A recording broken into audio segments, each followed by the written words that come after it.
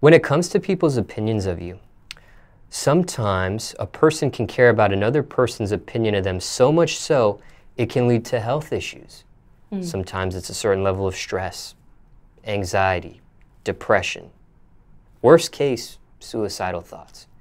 Have you ever faced any of these obstacles when it came to caring about another person's opinion of you?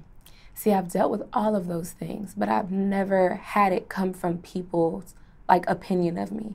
But I know the depression, I know the anxiety. Those are things that I've felt firsthand from just having a full plate, from having school, from having, interpersonal relationships, family issues. But it was never like, oh my God, they don't like me, I'm depressed. It wasn't like that. Not that there's anything wrong with that, but. You have talked about depression on your Instagram. Yeah. I didn't know about the anxiety, suicidal thoughts. I don't know if that's something you've also faced or not. But. Not to a certain extent, but sometimes you'd be like, F this, you know what I mean? I think it's natural. It could be. But I've, in high school, middle school, felt those kind of things. When it came to anxiety, depression, even the suicidal thoughts to a certain extent, like you mentioned, how did you cope with each of those aspects when they occurred in your life? So I actually made a post about this maybe a year or two ago. The first time I was taking antidepressant medication and anxiety medication was when I moved to college. So going to college for me was it was scary. I was in a new city. I'm a Broward girl. So I'm in a new city. I don't know anybody and I needed to cope. So at first I thought, okay, this is what my therapist recommended. Maybe this is what I should use. But it wasn't helping. So I think my other avenue was music and poetry. I started doing poetry at 14, spoken word.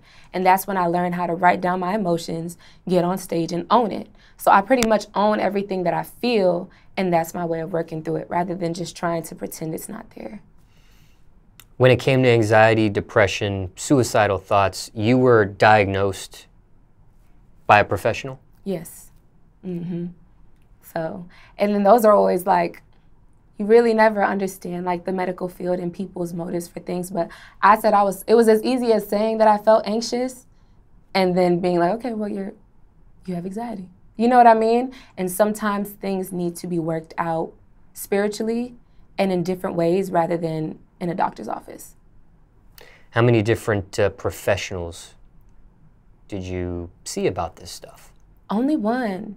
And that was, like I said, at that age, I've been really wanting to find a therapist because I've been watching Insecure. I follow Black Girl Therapy, and it's really healthy to check in with somebody often, but I just haven't found the right person.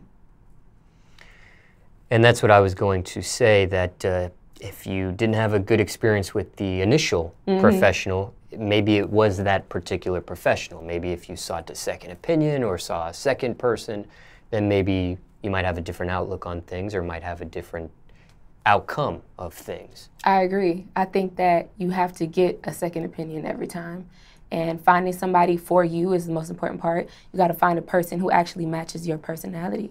You got to understand where I'm from and what I deal with in order to help me through what I'm going through.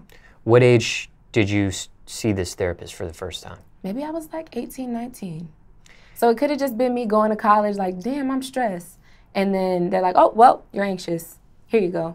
And that's sometimes the culture of mental health sometimes. When you saw this therapist, this was on your own terms? It was suggested or you were forced? No, it was on my own terms. I asked friends for recommendations and my mom, but it was on my own terms. I really checked myself. I like to assess anything that's wrong and kind of get to the bottom of it. And how many different appointments did you have with this person? Maybe 5 or 6. Yeah. Did they say anything about your poetry or your music? No, they didn't. I don't think it was a very sterile conversation. But I'm glad that I experienced it because that's how I was able to find another way. I'm glad it didn't turn out right, but writing poetry and making music has been my way out of so many toxic mind frames and things like that. And now I have somebody to talk to. So I talk to my fans and they become we have our own therapy sessions, you know what I mean? So that's what it's turned into. And when it came to like anxiety, depression, suicidal thoughts, how long were you facing those obstacles before you actually go seek the professional help? It had to just be the end of senior year, like realizing you're leaving high school. So maybe like 3-4 months, probably a phase, growing pains.